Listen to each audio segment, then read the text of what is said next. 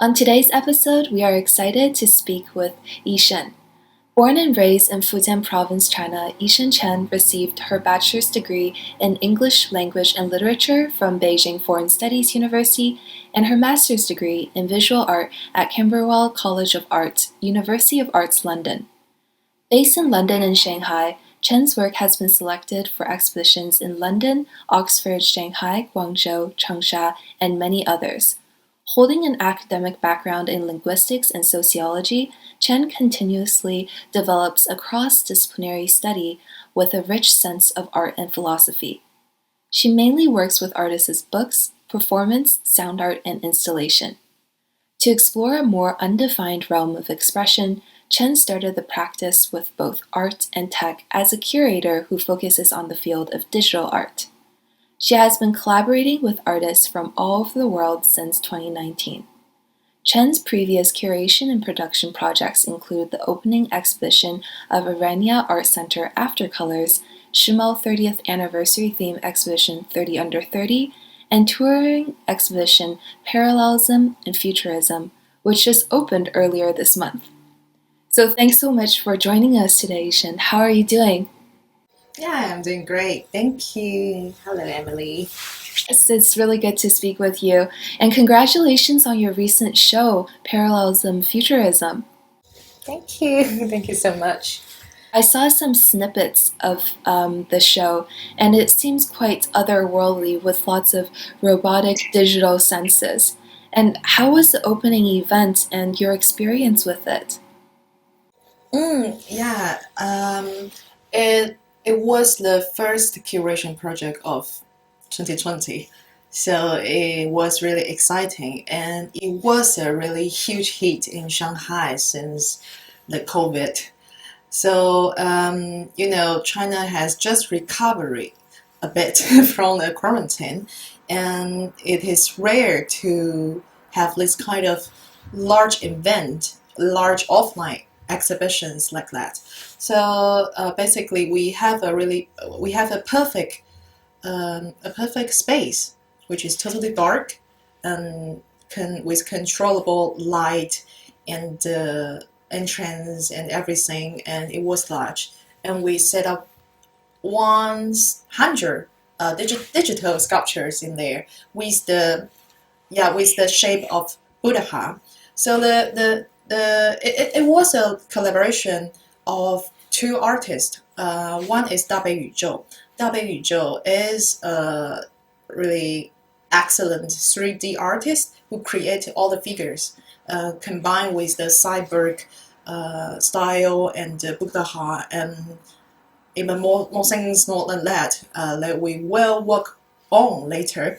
And also the installation was made and programmed by a really creative agency or a group called NAP, N-A-P-E, NAP. So I work with a curator to make this happen, including raising the fountains and finding the space, and and help with the installation programming, which is basically just layout because I know little things about programming, so I work with them to have this image, and we do some promotion online, and both online and offline this time. And also we managed to invite artist, or maybe like what we call a musician, a singer called Akini Jin, who is really popular now in China, in mainland China.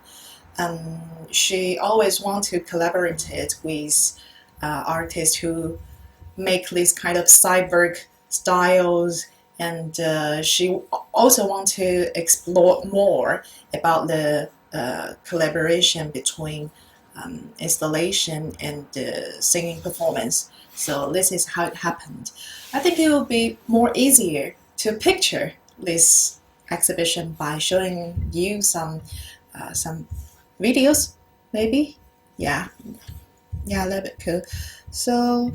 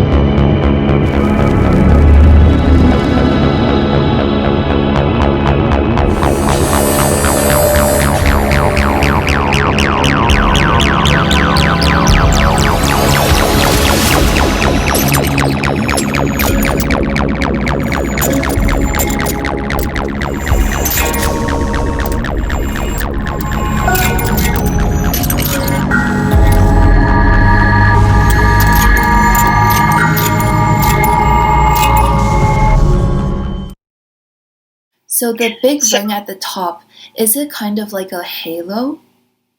yes, I would say it was more like a halo on your top. So I think it's connected. It has this kind of abstract conversation with the sculptures. So we won't describe this installation, the whole installation, as a religional one. It has nothing to do with the Buddha story or something else. We're talking about the post-humanism. We talk about the post-humanism in this story.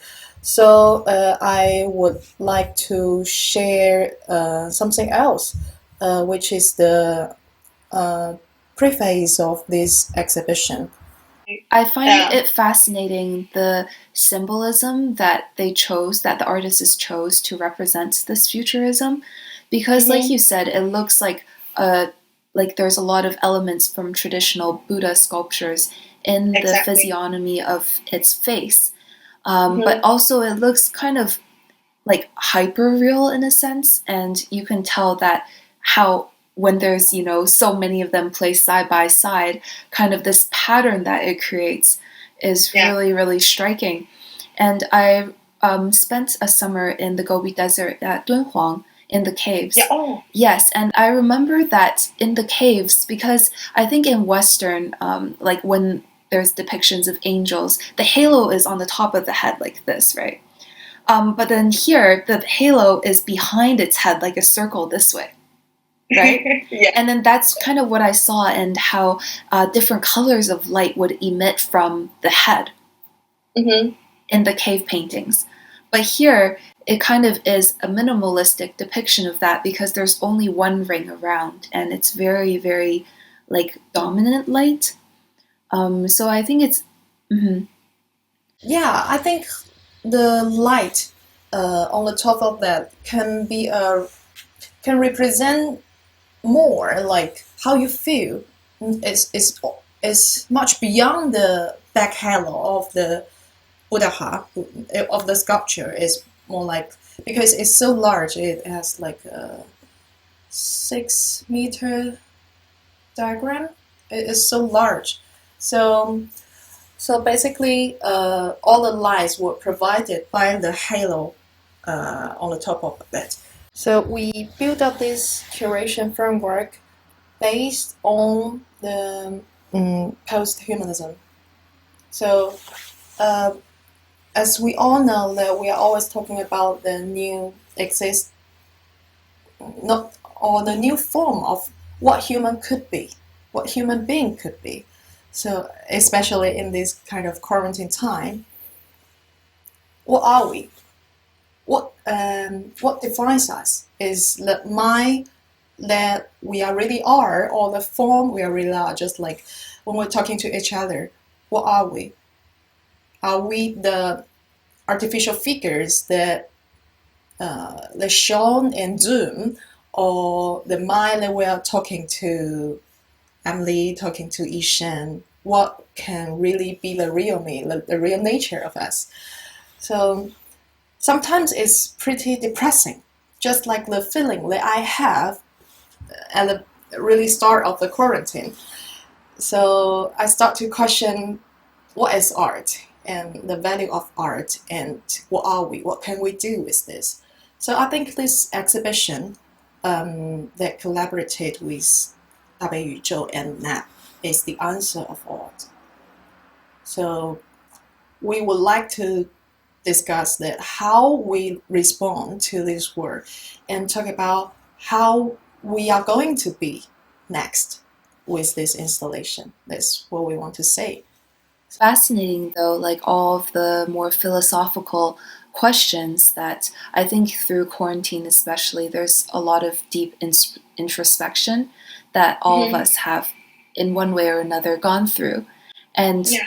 kind of these are the themes that you work with in this particular piece. And I know that you were involved in this project since day one in the funding stage. And so I'm really curious, was this kind of, because this happened, did it start before COVID? And like, how did it evolve in the time of COVID in terms of like the philosophies that is imbued in the art?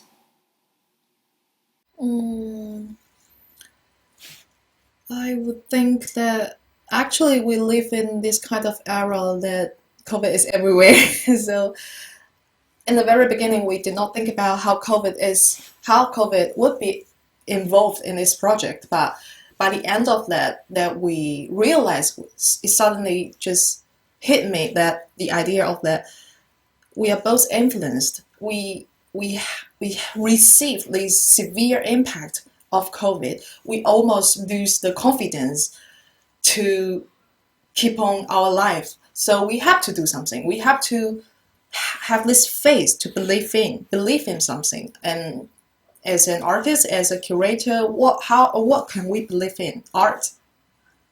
So we should never doubt the value of art. So we make art to deliver this kind of faith, deliver this kind of confidence to keep our life going on. So I think that's how COVID have this impact on us. It did not defeat us. We have our questions.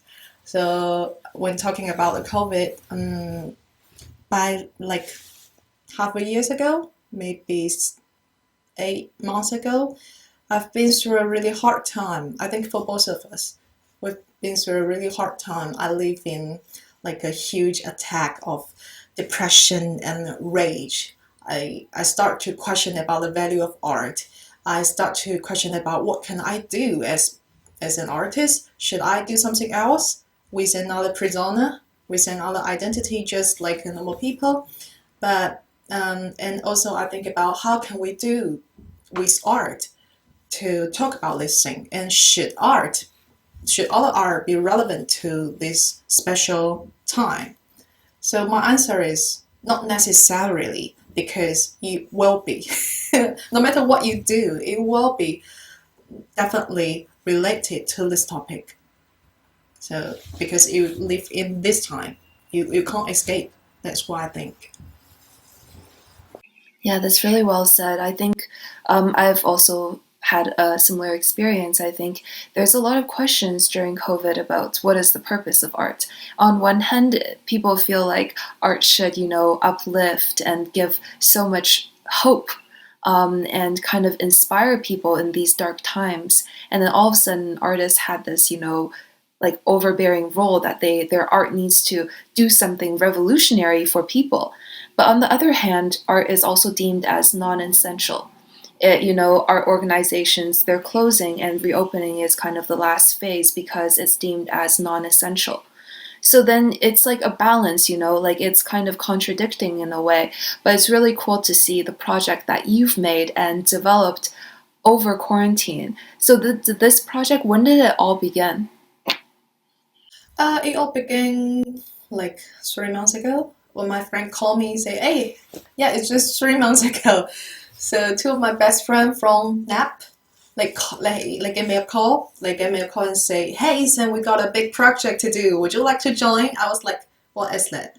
And they say, "We want to have like 100 Buddha heart sculpture in one space and make a performance. Would you like to join?" I say, "Yeah, let's do this."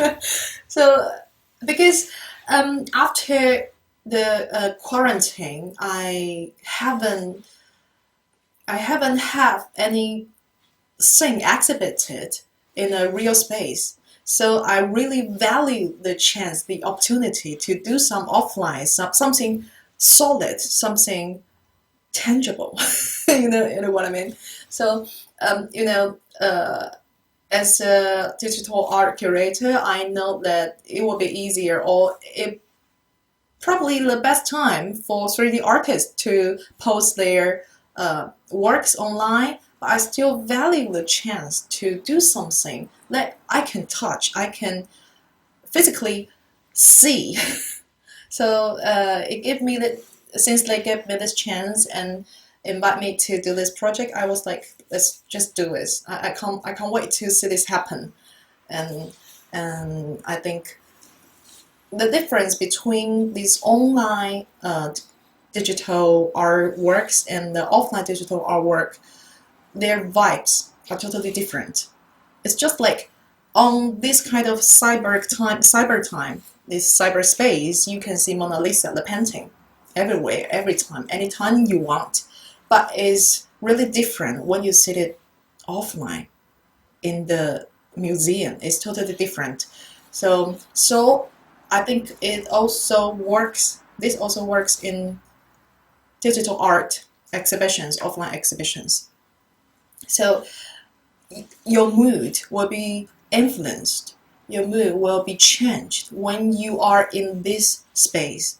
If the light, like this light that I'm having here, is yellow, and when it changed to red, the mood just changed suddenly, and I can change it anytime.